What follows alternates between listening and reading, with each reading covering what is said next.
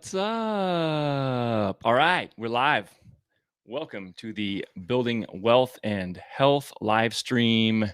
Dr. Matt will not be joining us this evening as he has a very important HOA meeting to attend. He owns a condo in a very brand new, well, it's a complex of buildings, but they're introducing Building 3 into the phase of the HOA, and it's imperative that he's there. He's going to go give his HOA hell. So just going to be me this evening. Sorry,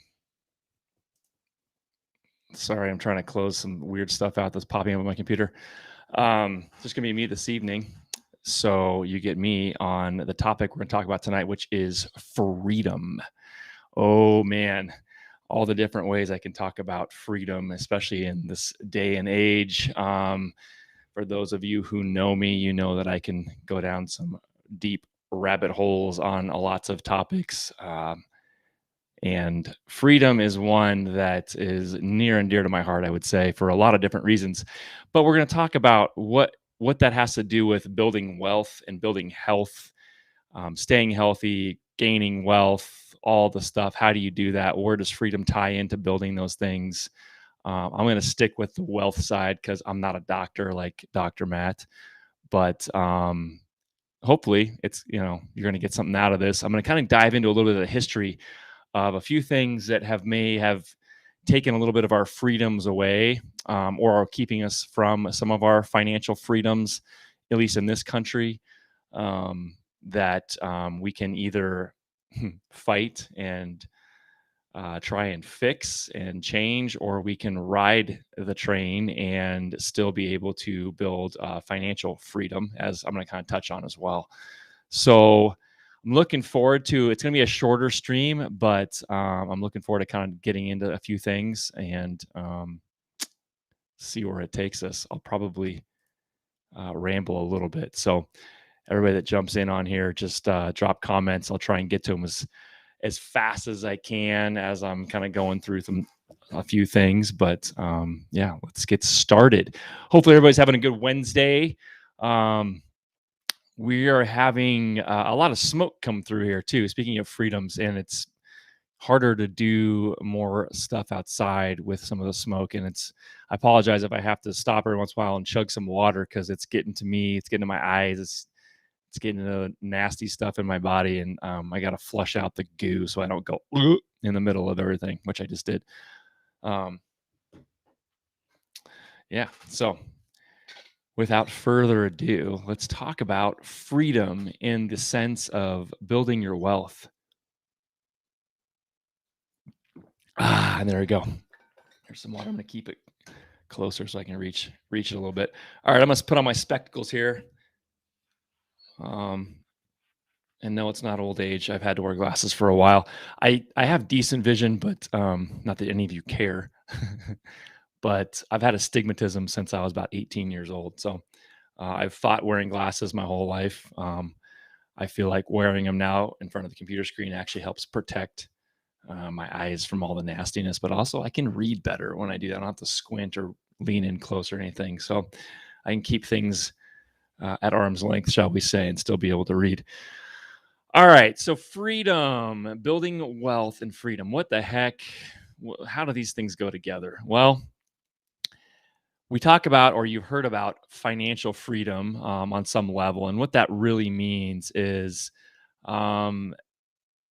ending up with, sorry guys, I'm fighting some, shall we just say, amor fati. I'm fighting some technology things popping up in here on the stream.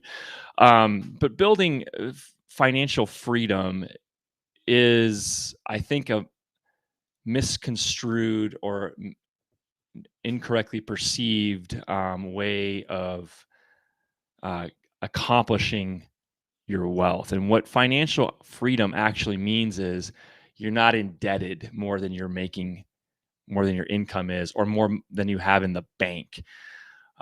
So what do I mean by that? Well, what it means is it doesn't mean that you need to make millions and millions of dollars a year in order to have financial freedom. It just means you got to be smart, like we've talked about on this live stream before. You got to be smart with your spending. And that means don't just start leveraging yourself to the teeth.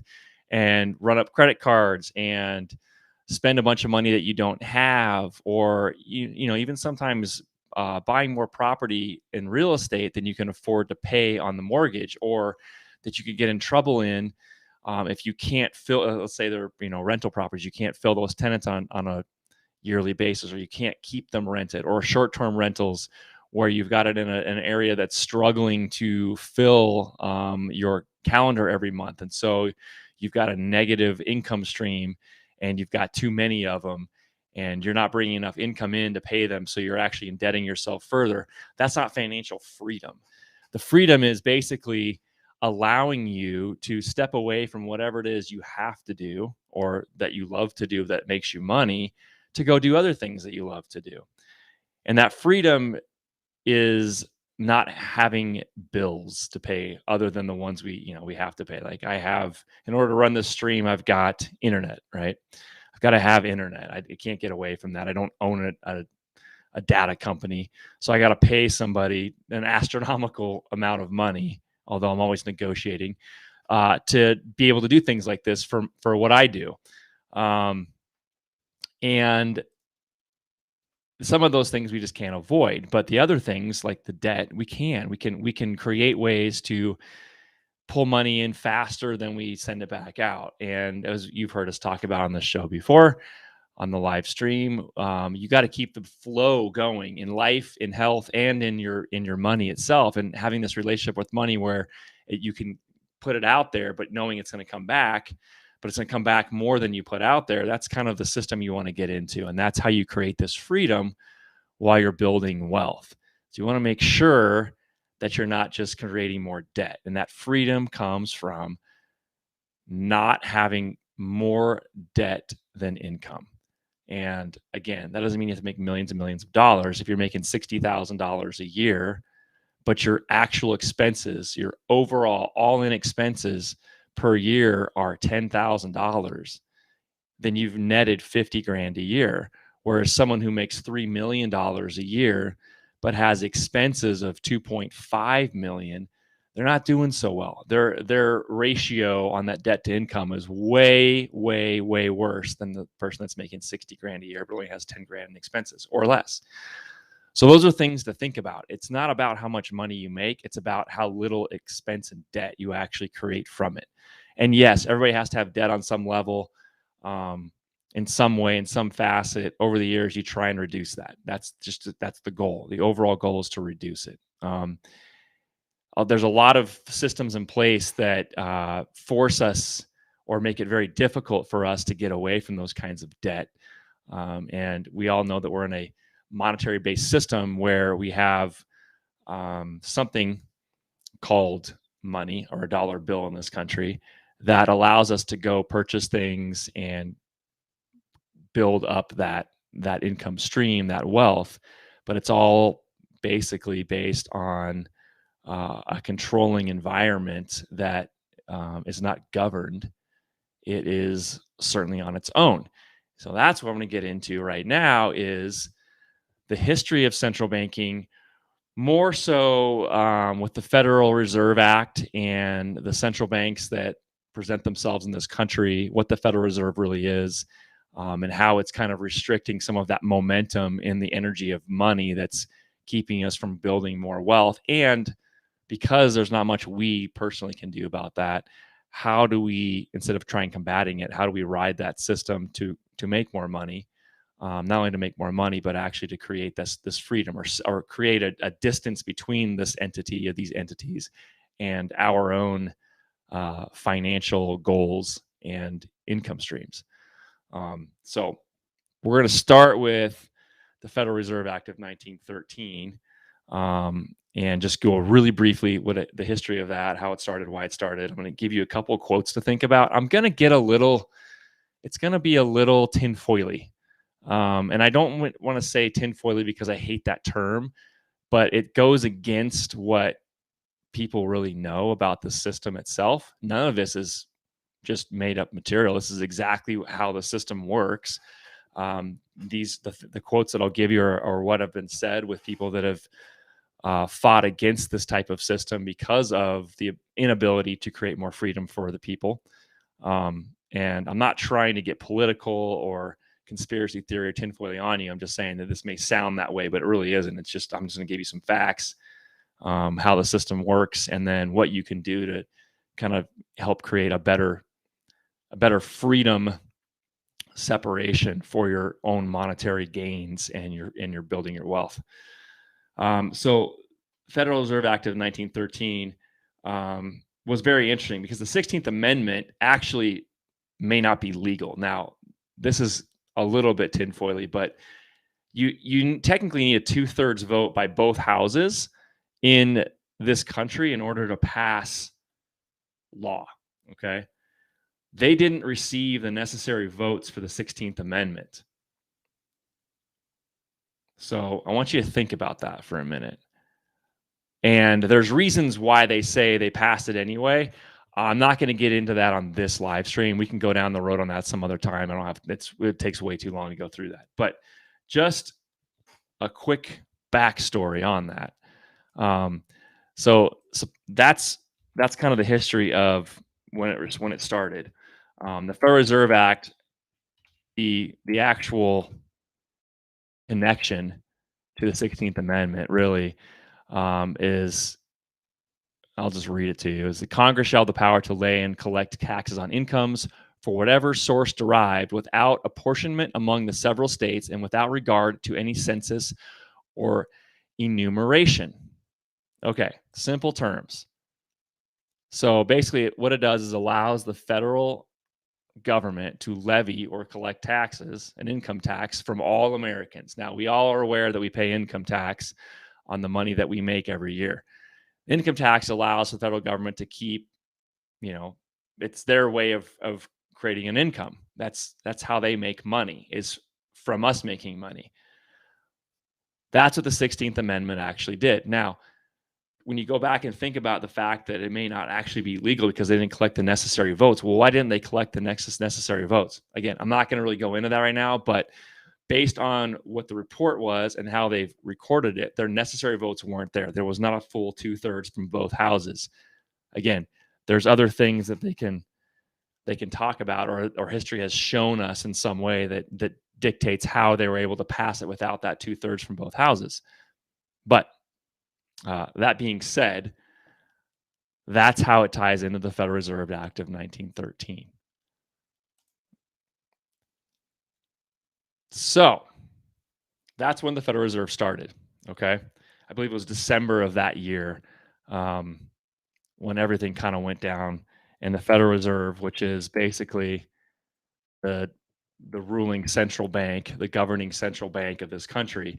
And this is how it all started. So now there's a controlling entity that dictates money in, money out, interest rates, so forth. Okay. So let's really kind of go back into what the Federal Reserve is, what the act did, and we'll kind of get a brief history on that. So established, like I said, 1913, the Federal Reserve System is an independent government entity that serves as a central bank to the U.S. government. And I'll just give you quickly, there's 12 central banks in this country. And I'm going to go off of memory here. I don't have notes. I thought I had this written down. So there's 12. There's Boston, New York, Philadelphia, Cleveland, Atlanta, Chicago, St. Louis, Minneapolis. What am I forgetting? Kansas City and Dallas. I should know those. San Fran, and that's 11. Richmond, and the Richmond's the 12th one. Should have written that down. So those are the 12 regional reserve member banks controlled by the Federal Reserve. Okay. Going back to what the FRS is, it's an independent government entity that serves as a central bank to the U.S. government. It has a board of governors, a board of directors, which we've had now then come in and serve as the chairs. One of which is now the Yellen is the secretary that's been appointed. She came directly from the Federal Reserve System itself for a long time. She sat on the board for many, many years. She's one of them, and I'm not going to go into that. So then the act formed 12 Federal Reserve banks, which I just named, spread out across the United States. Together, the bank's mission is to provide the nation with stable monetary policy and a safe and flexible financial system. So just keep listening to this. So is that what they really do, though? We'll see. So, like I said, it conducts the nation's monetary policy and regulates the banking institutions all across the country. Let's see. I'm trying to cover this as quickly as possible. Let's just go into basically the role of the central bank. So like I said, it's a financial institution given privileged control over the production and distribution of money and credit for a nation or group of nations, i.e., the United States. Usually responsible for the formulation of monetary policy. Right? They guide our policy, right? And regulation of those member banks, which is there's 12 in the United States I just listed. They're inherently non-market based or even anti-competitive institutions. Think about that. Although some are nationalized, many central banks are not government agencies, and so, well, they're not in this country, so are often touted as being politically independent. Again, I just told you who came directly from the Federal Reserve to be the Secretary of Treasury, the newly appointed Yellen. Think about that. Politically independent, huh? However, if a central bank is not legally owned by the government, its privileges are established and protected by law. Okay. Critical feature of a central bank, distinguishing it from other banks, it is a legal monopoly status. Yes, it is. So if it's a monopoly, is there freedom associated with that? No, there's not. It gives it the privilege to issue banknotes and cash. That's your dollar bill that you hold in your pocket. That's the digital currency. Yes, that goes into your bank and transfers from bank to bank. Those are EFTs, electronic funds transfers, all the stuff that we usually do now. Like you take a picture of a check and deposit in your bank, that's an EFT. All the debits that come out every month, because no one really writes checks for all the bills that you pay, it's all digital, right? So it's just representing that paper currency now is really digital. Again, that's what a banknote, that's what cash is. Just we've basically moved away from it. Private commercial banks are only permitted to issue demand liabilities such as checking deposits. That's basically how they make their money. And then they can loan against that, like we've talked about before, right? Up to 10 times what they actually have in the bank. Central bank is a financial institution that's responsible for overseeing monetary system and policy of a nation. They enact monetary policy by easing or tightening the monetary supply and availability of credit. Central banks seek to keep a nation's economy on an even keel. Or do they? A central bank sets... Hello, Mrs. Bailey. A central bank sets requirements for the banking industry, such as the amount of cash reserves banks must maintain vis-a-vis their deposits. Central banks can be a lender of a last resort to troubled financial institutions and even governments. Well, i.e., 2008, right? They basically just bailed everybody out after they lost regulation from the central banks themselves. Okay.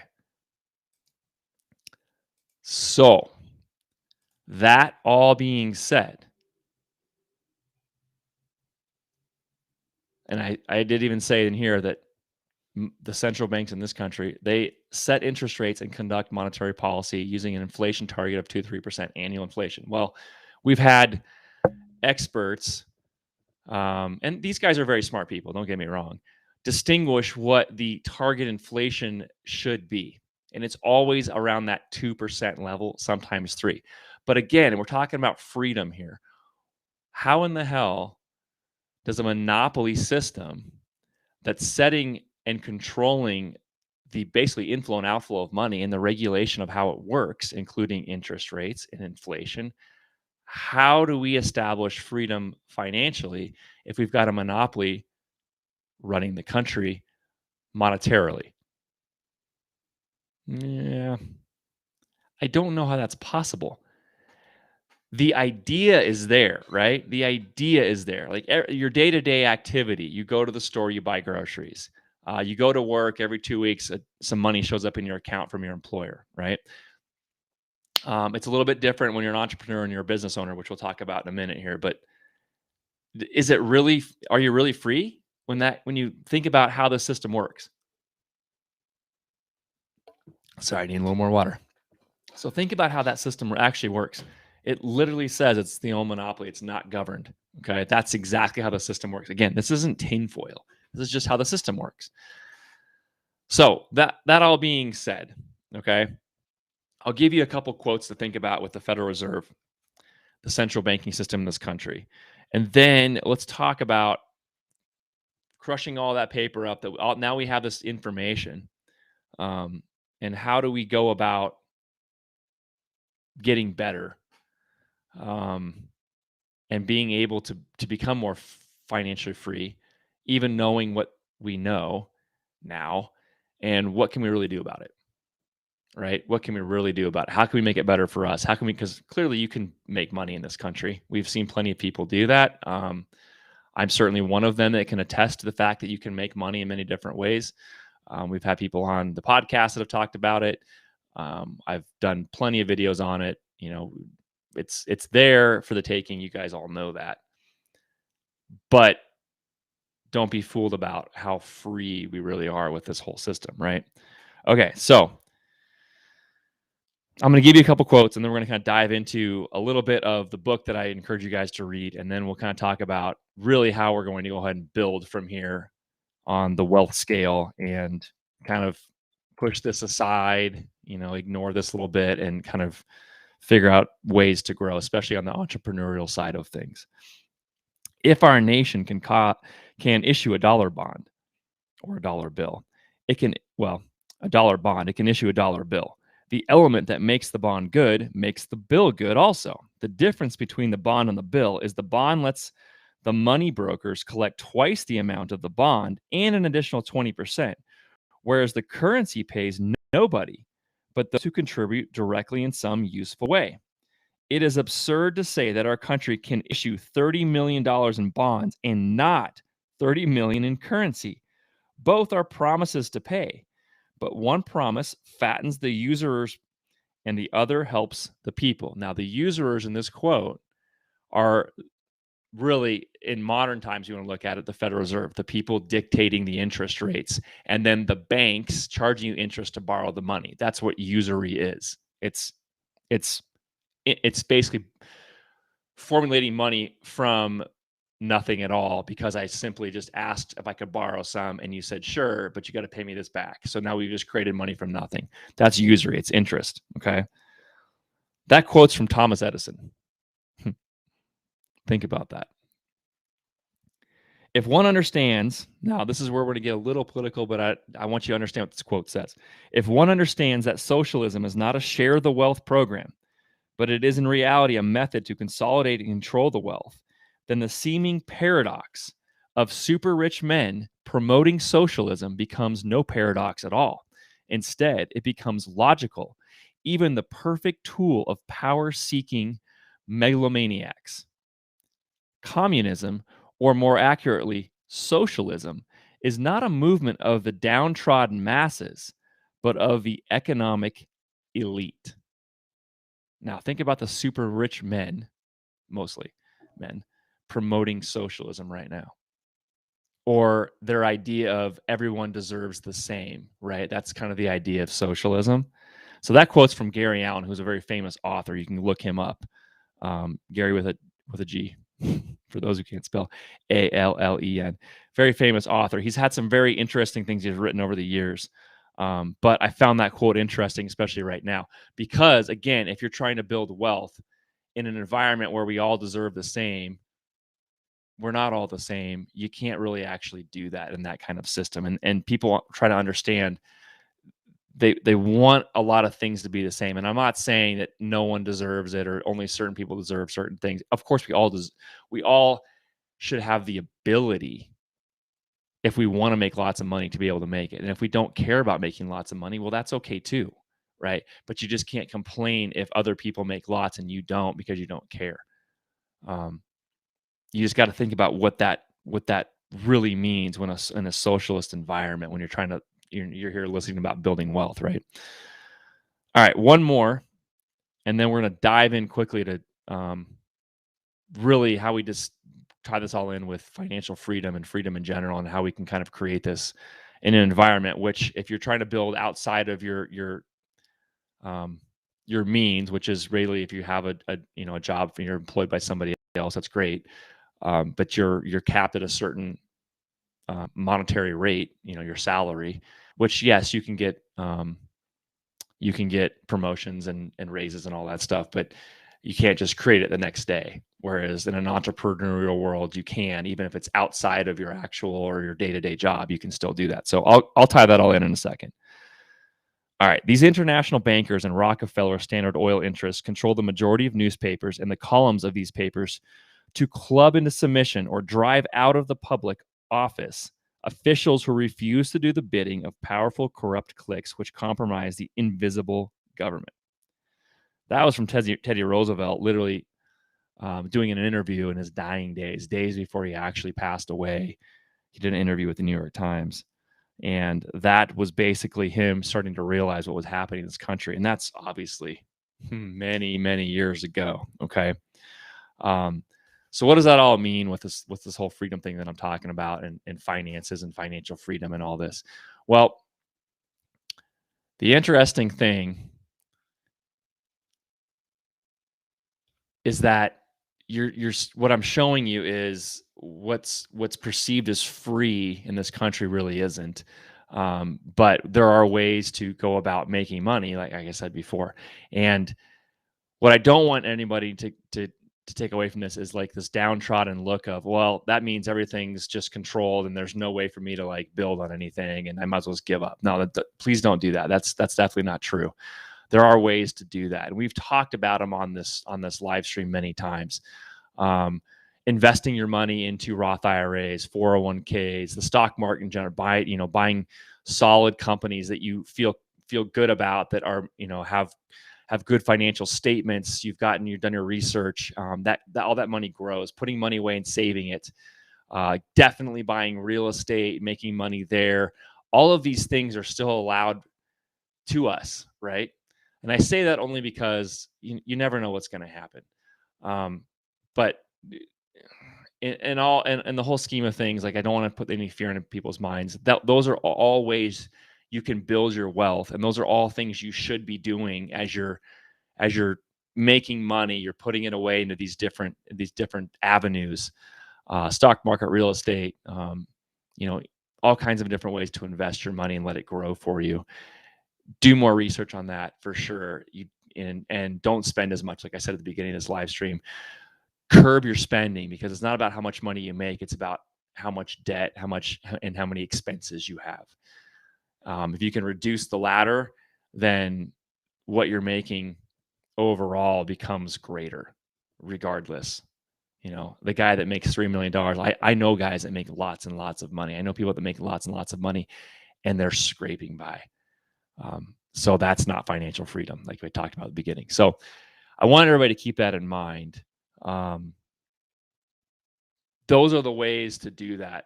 And those are all entrepreneurial avenues. And it doesn't mean that you have to start your own business and quit your job. What it means is those entrepreneurial avenues are independent of your job, your current job, your day-to-day work. You can do those things without having to quit your job. And we have discussed that. I've got plenty of videos out there that you can check out as well. But that certainly is something that you can do while you are employed by somebody else. And that's the best way to build that wealth and build your financial freedom. And at some point, you can actually walk away from your day-to-day and go do other things. But that freedom is important, because if you're looking to kind of branch out or start your own business, you want to kind of trickle into it. Unless you have reserves that you can jump into. It really depends on your risk factor, your risk tolerance too, but these are all things you can trickle into, and those avenues allow you to trickle into someday walking away from your day-to-day and basically being free and doing whatever you want. So it's all important. I mean, life goes too fast anyway, and I'm not going to do my soapbox on that, but those are the avenues that you can still do, even with the little bit of knowledge that I've just put out there. and the actual system that's in place, it's actually curbing some of this free flow. And my point with, I guess, all of that is that the currency is controlled, and we're locked into that, unfortunately, with a system that dictates really, what rate we can borrow at, how much money can flow at a time, even though they can basically do whatever they want. My opinion is, if we could separate ourselves as a country from the Federal Reserve and the central banking system, and let the government control more of the printing of money. Now, I know people will freak out about that, but it actually would make more sense, even on a state level. There's a lot more that can be done, even on the lower level incomes, that would allow people to create more financial freedom than being locked into a central banking system. And that's kind of why I brought this all up.